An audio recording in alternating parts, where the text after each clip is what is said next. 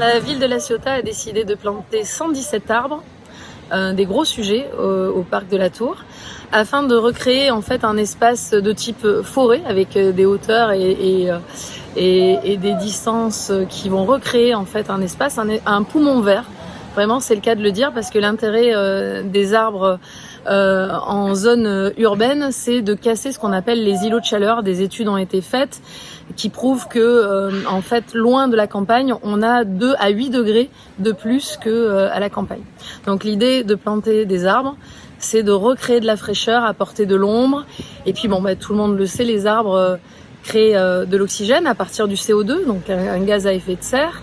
L'arbre, avec la photosynthèse, en fait, garde la molécule de carbone pour se nourrir et il relâche dans l'air de l'oxygène, d'accord ? Donc ça, c'est très très important d'avoir comme ça une production d'oxygène. On lutte aussi contre la pollution avec les arbres.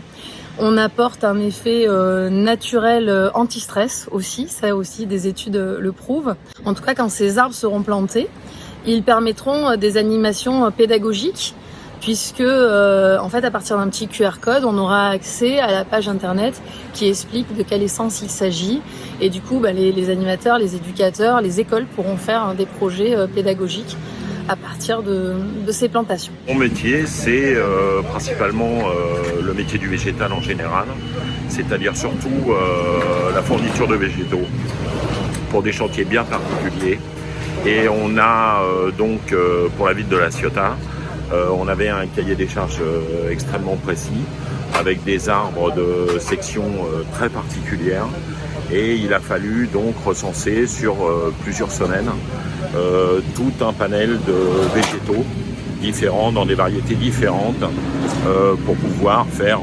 le chantier du parc urbain.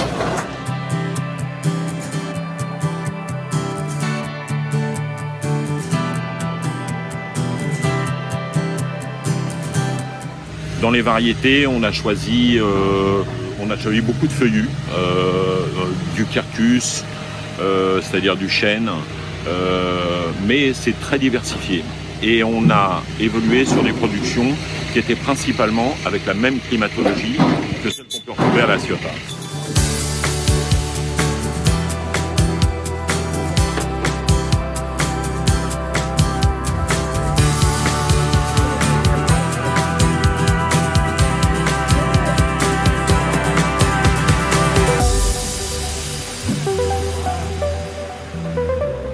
Au niveau visuel, ça va être quelque chose d'intéressant parce que c'est un projet pour l'avenir et bien entendu entre les chênes qui vont rester là, je pense, quelques dizaines d'années, même quelques centaines d'années, et le reste des végétaux, on va avoir une diversification au niveau des feuillages, au niveau des formes, des typologies d'arbres. Il y en a qui sont fléchés, d'autres qui sont un peu plus avec des houppiers un peu plus ouverts. Je pense que ça va être formidable, bien sûr.